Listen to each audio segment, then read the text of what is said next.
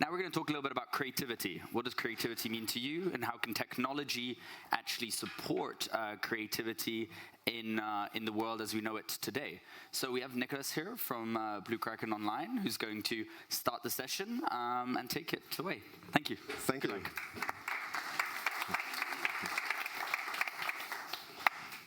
Yeah, hello everyone. So my name is Nicolas Herbert Wind. I am CEO, co-founder, head of development, and father of the idea of Kraken Online. What is Kraken Online? Yeah, in general, it is going to be a play-to-earn game in the Web3 space. And yeah, it is a very special and innovative product. We connect a pixel art game with our physical world and an inflation-proof ecosystem. Well, this topic, it is, I guess, very, very important for everyone here of us in the room. And let me tell you why. So gaming in general, especially the Web3 gaming, will be in the future the key driver for mass adoption of crypto in general of this whole planet. But yeah, there is some hesitation from Web2 gamers against Web3 gaming. And this is because of inflationary ecosystems, which are very common among play and earn games in the current times. Well, we solve that, and yeah, our main USP is an inflation-proof blockchain gaming ecosystem with our product, a Web3 pixel art MMORPG. That is not our only USP. We have another USP. We have impact on society, and we do something for our real physical world. For example, you can plant trees in our game, and thereby we plant trees in our on our blue planet. So the last trees were planted in Portugal, even when our product is not live yet. But yeah, we just wanted to show that we are not only talking, but we are really doing something. Good, and yeah, thereby we would like to claim a new category, not play and earn, but play and change. Yeah, because, well, we have influence on the planet and we want to change the whole Web3 gaming space by showing that inflation-proof ecosystems are feasible. For my personal motivation, I would like to tell you a few sentences. So, healing the planet, obviously, when you have kids, for sure you want to have this planet, for this planet a bright future. So planting trees is always good. Healing the Web3 gaming space from this, for me, it is like an inflation sickness. It has roots in my past. Since I'm 15 years old, I'm in the play-to-earn space, where the term play-to-earn didn't exist in that time. But in the Web2 space, play-to-earn was existence even in the year 2000. So, for example, when I was 15, I played Diablo 2 and sold flaming swords on eBay on the grey market. Well, when every player at a certain point of time has a flaming sword, no one wants to pay something for these swords anymore. And yeah, well, that is something like inflation, but on an item basis. What I did was, yeah, I switched the game to a new game which released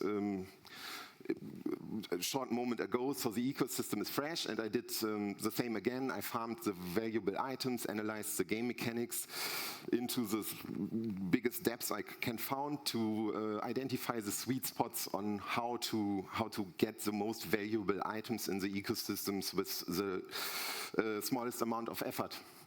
Well, to be most profitable, for sure. And yeah, but it kicked in again. Inflation in every game I played. For the last 22 years now, I'm suffering from this. And yeah, with the blockchain technology in general, we can now set rules for the token you use, which players can earn in a play-to-earn game. We can set it in stone with smart contracts. And yeah, well, beside me, there are 4 other studied mathematicians in our team. And yeah, we were able to find a solution which is mathematically provable that it is inflation-free. Good. Yeah, that is my personal reason why I am so after this inflation problem.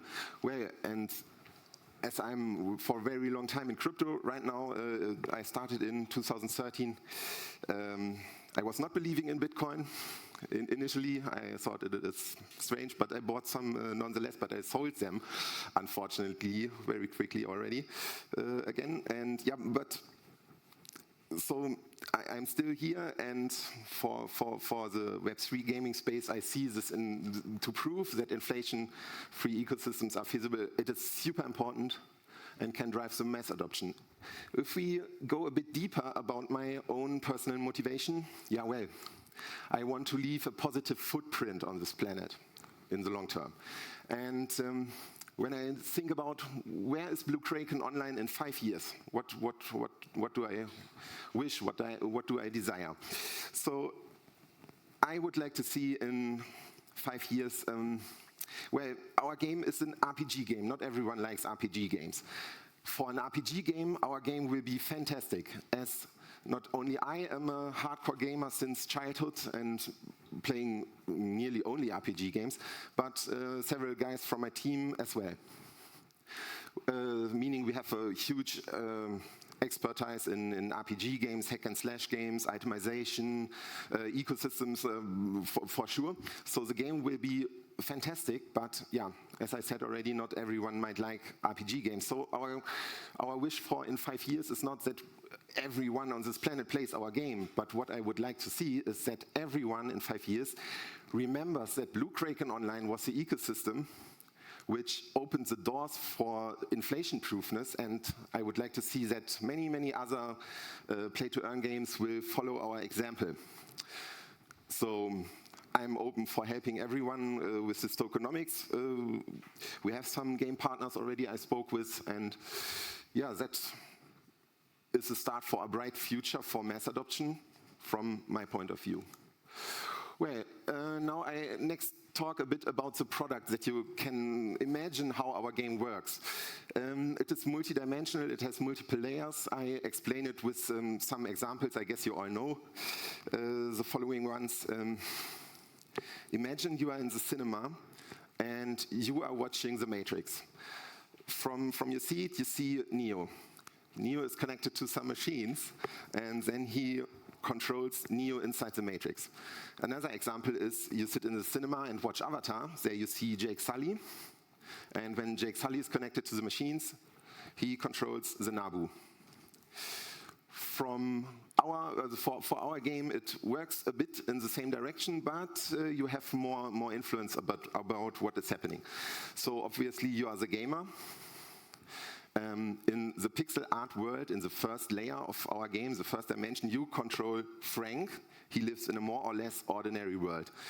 He needs to sleep, he needs to eat, and stuff like that. Okay, you see some robot drones already, so it's not really like ours, but kind of. And when you move with Frank to his computer, his greatest hobby is playing video games, then you control Hoodie, the main avatar of our hack and slash MMORPG. He lives in a fantasy world, and he is the one who slays massive amounts of enemies with different character classes, different skill setups, and so on. Everything what an RPG gamer would like to have in a game. Yeah, basically that is how it works. And yeah, I spoke about the connection from Frank's world to our real world already with the example of planting trees. And good, after explaining that, I would like to go a step deeper into the dimensional stuff. So tech evolution is a part of our product. It is connected to the story, and these pixel art dimensions, which you just saw, are going to be something which will change after our product is live and after the evolution will take place. I show you what will happen. And as an introduction, I show you how we build our characters. So even in the pixel world, we start with low poly or ultra low poly 3D models. Then you see the low poly version, and from this we create pixel art. This what you see here, from my point of view, for pixel art games, this is a real masterpiece. The pixels are very accordingly polished.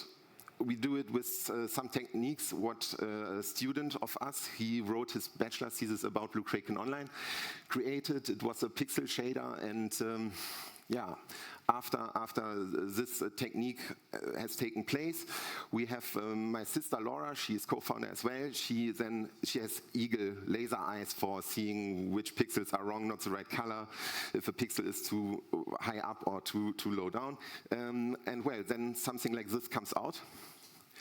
And yeah, for the tech evolution, I showed you the both 3D models. We will evolve, or we are already evolving these further into 3D. And yeah, here you see a big smile of our enemy character. And these models are then used later on for a 2.5D dimension of our game, a 3D dimension of our game, and AR version of our game, Metaverse included for sure as well. So this dimension in our game are in the far future going to change from pixel art to 3D, 2.5D, and so on, what I just said. Well, the inflation-proof ecosystem, because the time is running, I will just very briefly say something about it. We have a few cornerstones I would like to mention. We have something, additional entity, which is actual planned as a foundation. We have some advice already gotten that we might change that to another legal form, but yeah, we will consider that. And this foundation constantly fuels the ecosystem. So not only players are giving money into the ecosystem, but an external source as well. And yeah, the biggest point for the solution of inflation-free gaming is that our tokens are not mintable from thin air, but they have to be backed always by expenses of either the foundation or players or whomever from the past, and the liquidity is automatically locked on the DEX already on the blockchain and is waiting for players that earn the tokens to sell them back. If you would like to hear that in more detail, it's a very complex topic, so it's no secret. I love to talk about that for the whole day. Come to our booth here on the exhibition and let's have a chat about it. Good. Regarding the roadmap, yeah, we closed the pre-seed round already. We closed it without VCs, with just a community. We have a chat group now with 170 people from our pre-seed sale, and yeah, it feels like a family already, these guys, which fills this round. Every morning someone writes in Telegram, "Good morning, Kraken friends.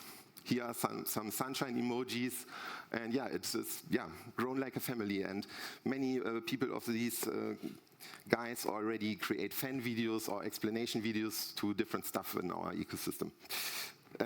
Well, actually, we are in the seed sale. In August, the MVP is planned.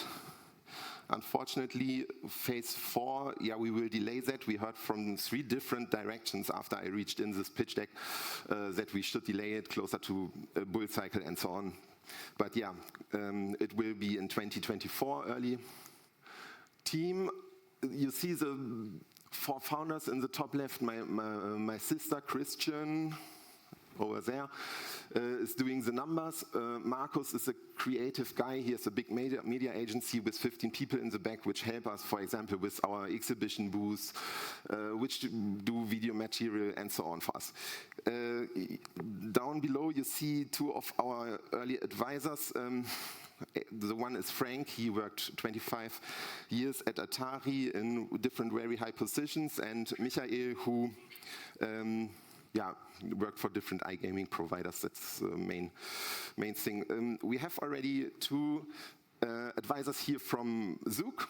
One is here in the audience, Cedric, and another one, well, and yeah, the last days we were asked already if we can give out some advisor token to a certain person. Maybe that would be a good idea if we can come together and onboard him to our advisor team as well.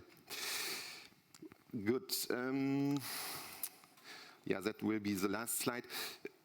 partners for tree building, tree planting, we use Forest Club. We are in the Chainlink Build program, which provides us with very early tech.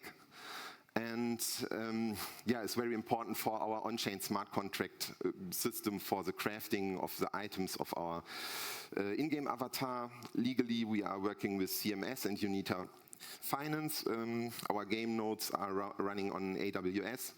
Well, Solid Proof is doing the audit, and we have additionally more partners. Time for storytelling? No. Unfortunately not. I would like to have told you something about the prologue of the game. It is so fantastic, but come to our booth, I tell you a story. It's like a book, it's super interesting. Well, yeah, if you want, join us on our journey to disturb the market. Thank you very much.